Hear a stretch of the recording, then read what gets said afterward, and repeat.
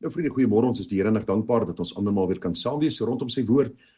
Ek is die Here nog dankbaar dat hy vir ons uitgespaar het, dat hy nog 'n nuwe dag tot ons lewens toegevoeg het.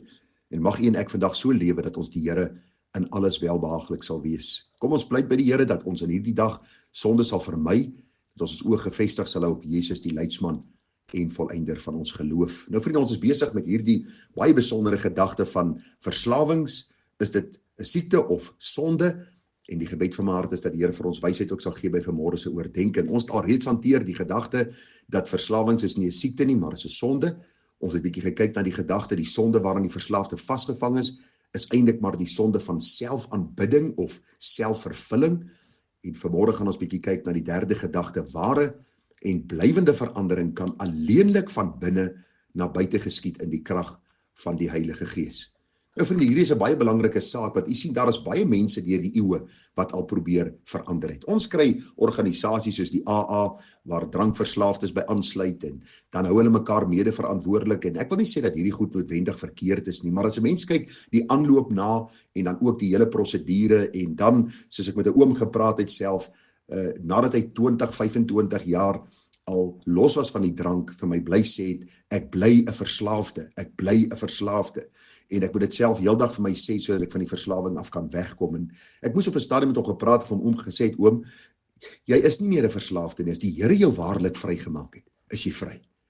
Onthou die sonde waarin ons vroeër vasgevang was, ons het hierdie potensiaal om dit te doen, is verseker so, as ons buite die raamwerk van God beweeg, as ons met sonde begin heel, as ons nie ons vlees onder beheer van die Gees plaas nie. Maar vriende, as die Here ons vrygemaak het, maak hy ons waarlik vry.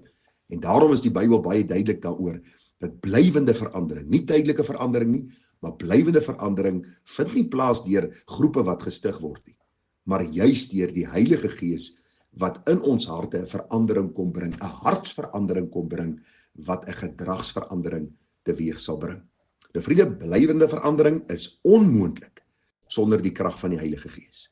Verslaafde mense voel dikwels hopeloos, dikwels probeer mense in een opsig verander en val weer in 'n ander verslawing in. Hulle hou op drink, maar eet hulle self oor 'n mik, of hulle hou op om pornografie te kyk, maar hulle speel nou heeldag PlayStation. Dit is hierdie tegniek of gedagte wat die sielkunde vir ons deurgee. As jy met hierdie een ding vasgevang is, probeer 'n ander ding in jou lewe implementeer om jou aandag weg te kry van hierdie sonde waarmee jy besig is. En eintlik word die sonde net meer, dit eskaleer, want op die einde van die dag los jy nie regtig hierdie sonde waarin jy verslaaf is deur betrokke te raak of met ander dinge besig te raak. Jy sien, die woord van God leer vir ons, deur die Gees van God bied hy vir ons blywende vryheid en ewige hoop vir slawe van sonde. En ag vriende, dit is verseker so, ek kan vir u getuienis op getuienis op getuienis van mense gee wat slawe was van sonde, of dit nou drank, of dwelms, of dit nou homoseksualisme, of dit nou pornografie, of dit nou ooreet, of dit nou wat ook al was, wat die Here ontmoet het en die Here het hulle vrygemaak. Baie van hulle het 'n pad gestap met die Here en die Here het hulle vrygemaak, ouens wat verslaaf was aan tabak, ouens wat verslaaf was aan allerlei dinge wat eintlik so deel van hulle lewe was, hulle gedink hulle gaan nooit vrykom af van nie. En toe hulle die Here ontmoet, het die Here hulle vrygemaak. En hulle kan vandag nog getuig en sê, ons is vry, ons is waarlik vry. En kom ons kyk gou na hierdie gedagte, wat die Here vir ons in 1 Korintiërs 6:19 sê. Of weet julle nie, dat julle liggaam 'n tempel is van die Heilige Gees wat in julle is, wat julle van God het, en dat julle nie aan julle self behoort nie? Want julle is duur gekoop. Verheerlik God dan in julle liggaam en in julle gees wat aan God behoort. Vriende, dink gou vir jouself die gedagte in. As ons dink aan 'n aardse koning, as jy nou onder die wakende oog van 'n aardse koning moet lewe, jy's een van sy onderdane, en jy kan hom elke dag sien met die blote oog, en jy kan hom hoor praat, en jy kan aan hom gaan vat as dit vir jou moontlik was. Hoe sou jy jou lewe geleef het? Ek dink ons sou diensbaar gewees het, ek dink ons sou getrou gewees het, ek dink ons sou die taak wat vir ons gegee geword het, sal ons goed afgehandel het. En ag vriende, dieselfde beginsel kom hier in 1 Korintiërs 6:19 na vore. Die Here is ons hemelse koning. Ons kan hom miskien nie met die blote oog sien nie, maar die Bybel sê vir ons deur sy Gees woon in ons harte. Ons kan miskien nie fisies aan hom vat nie, maar die Bybel sê vir ons, hy's nader aan ons as die beste vriend. Die Bybel sê vir ons dat hy by ons is elke oomblik van elke dag. En dit bring ons by hierdie gedagte uit. Die Here het ons duur gekoop. God het sy lewe aan die kruis gegee sodat sondaars gered kan word. So wat is my daaglikse verantwoordelikheid? Om God te verheerlik in my liggaam en in my gees wat nou aan hom behoort. Dis soos daardie persoon wat onder die wakende oog van 'n koning werk, dieselfde beginsel by my. God sien elke dag wat ek doen, hy hoor wat ek praat, hy sien waar ek heen gaan, wat ek na kyk en hoe ek optree. En as kind van die Here, deur die gees van God wat in my hart woon, is daar elke dag hierdie begeerte, die uitroep, Here, ek wil U verheerlik deur wat ek doen, hoe ek praat, hoe ek leef, wat ek gebruik in my lewe. En dis belangrik, vriende, dat ons hierdie saak sal raak sien. Kinders van die Here verheerlik God in hulle liggaam en in hulle gees wat aan God behoort. Romeine 6:19 is 'n baie besondere gedeelte. Apostel Paulus skryf, hy sê, ek spreek menslikerwys ter wille van die swakheid van julle vlees, want net soos julle julle lede diensbaar gestel het aan die onreinheid en wetteloosheid om wetteloos te wees, so moet julle nou julle lede diensbaar stel aan die geregtigheid tot heiligmaking. Want toe julle diensknegte van die sonde was julle vry van die geregtigheid. Maar nou dat julle vrygemaak is van die sonde en diensbaar geword het aan God, het julle die vrug tot heiligmaking en uiteindelik die ewige lewe. Ek het onlangs 'n konferensie bygewoon en die man het gepraat van mede of persoonlike verantwoordelikheid in jou lewe. Dat jy verantwoordelikheid moet vat vir jou lewe en dat jy ander mense moet vra om jou persoonlik verantwoordelik te hou vir jou lewe. En nou vriende, hierdie man het hierdie uitlating gemaak wat my baie laat dink het. Hy het gesê, luister, as jy nie onder die wakende oog van God 'n verantwoordelike lewe kan lei nie, hoe gaan 'n ander mens jou verantwoordelik hou vir jou lewe? En ek het so daaraan gedink, dis verseker so. Ons kan begin, wanneer ons ander mense vra, hou my verantwoordelik, kan ons begin lieg en bedrieg en wegsteek en onderduims raak en mense vermy. Maar onder die wakende oog van God kan ons nie wegkom nie. Daarom sê die apostel Paulus, hy sê ek spreek menslikerwys dat julle kan verstaan, ter wille van die swakheid van julle vlees.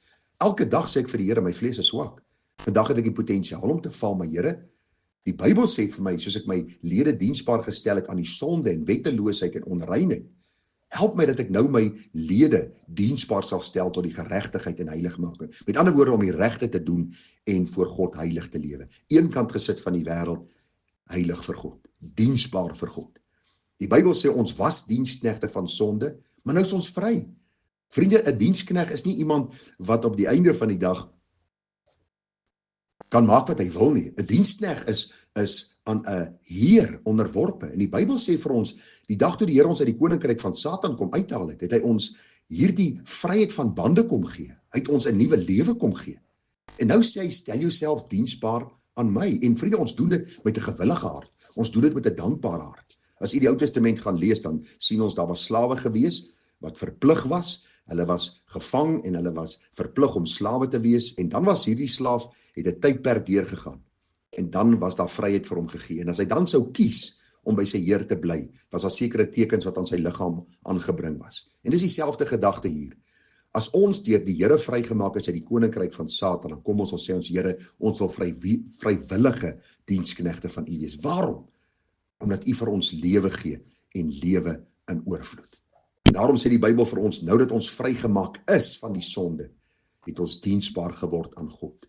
En vriende, die Bybel sê, het julle jou vrug tot heiligmaking en uiteindelik die ewige lewe. Ek wil u vra dat u elke dag sal dink aan die ewigheid. Want dit hou ons op koers. Dit hou ons getrou. Dit hou ons geanker in die waarheid van die woord. Dit maak ons versigtig vir sonde. Dit leer ons om sonde te vermy. Dit leer ons om die verslawings wat in ons lewens was, vriende, eenkant te skuif en vir die Here te vra, leer my om nou heilig te lewe. En jy kan miskien dink, maar Gerard, jy weet nie waarvan jy praat nie, jy was toch nooit verslaaf nie. Vriende, ek het op 'n stadium drank gebruik, soos min mense dit kon gebruik het. Soveel so dat op 'n stadium gedink het om my weg te stuur, toe ek in die polisie was, vir behandeling. Dit is my eerste 2-3 jaar wat ek in die polisie was. Daai eerste paar jaar na skool, toe ek in 'n rebellie opgestaan het, teenoor alles en almal. Op 'n stadium was ek verslaaf aan nikotien gewees. Ek het 20-30 sigarette 'n dag gerook, 'n vuil mond gehad, verskillende verslawings in my lewe, en toe die Here my kom red, toe maak hy my vry. En dis wat ek vir u probeer sê, nie om my as illustrasie te gebruik nie, maar om vir u te sê dat die woord die waarheid is. Die Here sê, hy vat ons uit die koninkryk van Satan as sy wonderbare lig en hy maak ons vry. Die vraag wat u miskien kan vra is nou, waarom is daar mense wat bely hulle behoort aan die Here, maar hulle kom nie vry van sonde nie? Nou, daar kan verskillende antwoorde wees, maar ek dink die grootste antwoord lê, maak seker jy behoort aan die Here. Want jy sien, baie mense maak 'n emosionele oorgawe aan die Here. Hulle word in 'n hoek gedruk, in 'n verslawing word hulle basies gekonfronteer en die vrou sê, as jy nie ophou nie, gaan ek loop. En dan probeer die man een of ander verandering in sy lewe bring, of die vrou probeer 'n verandering bring, en later verval hulle net dieper weg in sonde. Dit kan ook wees, vriende, dat hulle werk kan verloor, dit kan verskillende redes wees, en hulle het 'n tydelike verandering, maar nie 'n blywende verandering nie. Daarom wil ek vir u sê, Christus, deur sy Heilige Gees, bring 'n blywende verandering van binne na buite. En dis 'n daaglikse pad wat ek met die Here stap. En 'n dag word 2 dae, en 2 dae word 'n week, en 'n week word 'n maand, en 'n maand word 'n jaar, en 'n jaar word 10 jaar, en 20, en 30, en 40 jaar. En jy kan terugkyk en kan sê, ek is vry. Ek is waarlik vry, want die Here het my vrygemaak. So die derde gedagte vanmôre was gewees, waarin blywende verandering kan alleenlik van binne na buite geskied, in die krag van die Heilige Gees. Mag die Here genade gee, dat u in die krag van die Gees wandel, en so die Here welbehaaglik wees. Groete vir u, mooi dag verder, Tara.